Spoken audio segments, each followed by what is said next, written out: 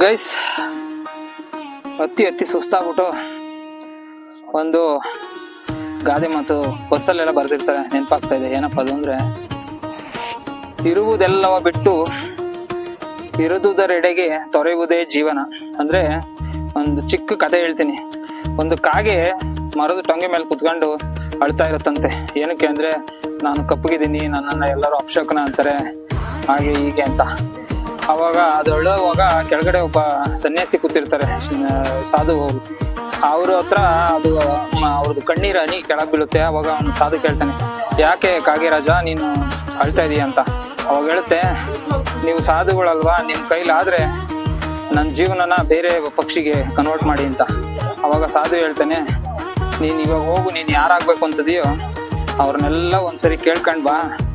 ನಿನಗೆ ಯಾವುದು ಇಷ್ಟ ಆಗುತ್ತೆ, ಯಾರ ಜೀವನ ನಿನಗೆ ಇಷ್ಟ ಅನ್ಸುತ್ತೋ ಆ ಜೀವನಕ್ಕೆ ನಾನು ನಿನ್ನನ್ನು ಟ್ರಾನ್ಸ್ಪರೆಂಟ್ ಮಾಡ್ತೀನಿ ಅಂತ. ಕಾಗೆ ಅವಾಗ ಹೇಳುತ್ತೆ, ನೆಕ್ಸ್ಟು ಬಾತ್ಕೋಳಿ ಇರುತ್ತೆ, ನೀರಲ್ಲಿ ಬಾತ್ಕೋಳಿ ಆಡ್ತಾ ಇರುತ್ತೆ. ಬಾತ್ಕೋಳಿ ಆಗಿ ಇದು ಮಾಡುವಂತ ಬಾತ್ಕೋಳಿ ಹತ್ರ ಹೋಗುತ್ತೆ. ಬಾತ್ಕೋಳಿ ನಾವು ಕೇಳುತ್ತೆ. ಅವಾಗ ಬಾತ್ಕೋಳಿ ಹೇಳುತ್ತೆ, ಅಯ್ಯೋ ನನ್ನ ಜೀವನ ಏನು ಅಂತ ಹೇಳ್ತೀಯಾ, ನಾನು ಬೆಳ್ಳಗಿದ್ದೀನಿ ಅಷ್ಟೇನೆ, ನೀರಿಂದ ಹೊರಗೆ ಬರೋಕ್ಕಾಗಲ್ಲ, ಹೊರಗೆ ಬಂದರೆ ಜನ ಬಿಡಲ್ಲ ನನ್ನನ್ನು ಅಂತ, ನನ್ನ ಜೀವನ ನಿಮಗಿಂತ ವರ್ಸ್ಟ್ ಅಂತ ಹೇಳುತ್ತೆ.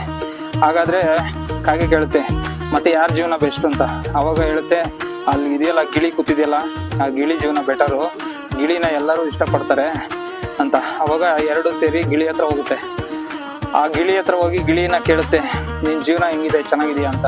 ಅವಾಗ ಗಿಳಿ ಹೇಳುತ್ತೆ, ಅಯ್ಯೋ ನನ್ನ ಜೀವನ ಯಾರಿಗೆ ಹೇಳಿ, ನಾನು ಫ್ರೀಯಾಗಿ ಓಡಾಡಕ್ಕೂ ಬಿಡ್ತಾರೆ, ಕೆಲವೊಂದ್ಸರಿ ನಾನು ಏನಾದ್ರು ಸಿಕ್ಕದೆ ಅಂದರೆ ತೆಗೆದು ಪಂಜರದಲ್ಲಿ ಹಾಕ್ಬಿಟ್ಟು ನಾವು ಹೇಳ್ಕೊಟ್ಟಂಗೆ ಹೇಳ್ಬೇಕು ಅಂತ ಅವ್ರಿಗೆ ಬೇಕಾದಂಗೆ ನಮ್ಮನ್ನು ಹೇಳಿಸ್ತಾರೆ, ನಾನು ಮನುಷ್ಯರ ಕೈಗೊಂಬೆ ಆಗ್ಬಿಟ್ಟಿದ್ದೀನಿ ಅಂತ.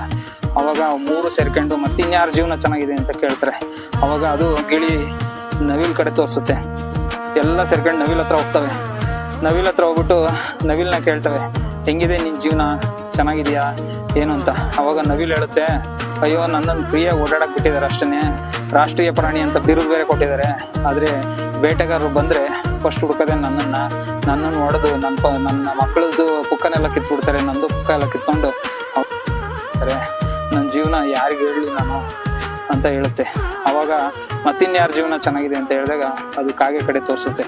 ಅದು ನೋಡಿ, ಅದು ಫ್ಯಾಮಿಲಿ ಜೊತೆ, ಅದು ಬಣ್ಣ ಕಪ್ಪಾಗಿರ್ಬೋದು, ಆದರೆ ಅದನ್ನು ಯಾರು ಪಂಜರದಲ್ಲಿ ಕೂಡ ಹಾಕಲ್ಲ, ಯಾರು ಅದನ್ನು ಹಿಡಿದು ತಿನ್ನಬೇಕು ಅನ್ನಲ್ಲ, ಮತ್ತು ಅದನ್ನು ಸಾಯಿಸೋಕ್ಕೂ ಯಾರು ಪ್ರಯತ್ನ ಪಡಲ್ಲ, ಅದ್ರ ಜೀವನನೇ ಬೆಟರ್ ಅಂತ.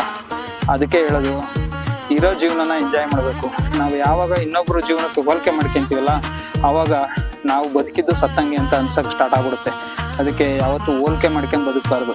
ನಮಗೆ ಇರೋದು ಒಂದು ಜೀವನ, ಅದನ್ನು ಎಂಜಾಯ್ ಮಾಡಬೇಕು, ಎಂಜಾಯ್ ಮಾಡ್ತಾ ಜೀವಿಸ್ಬೇಕು. This is my motivation speech. ಅದು ಎಲ್ಲಿ ಬಂದಿರೋದು, ಶಿವಗಂಗೆ ಬೆಟ್ಟದ ಮೇಲೆ. ಸೂಪರ್.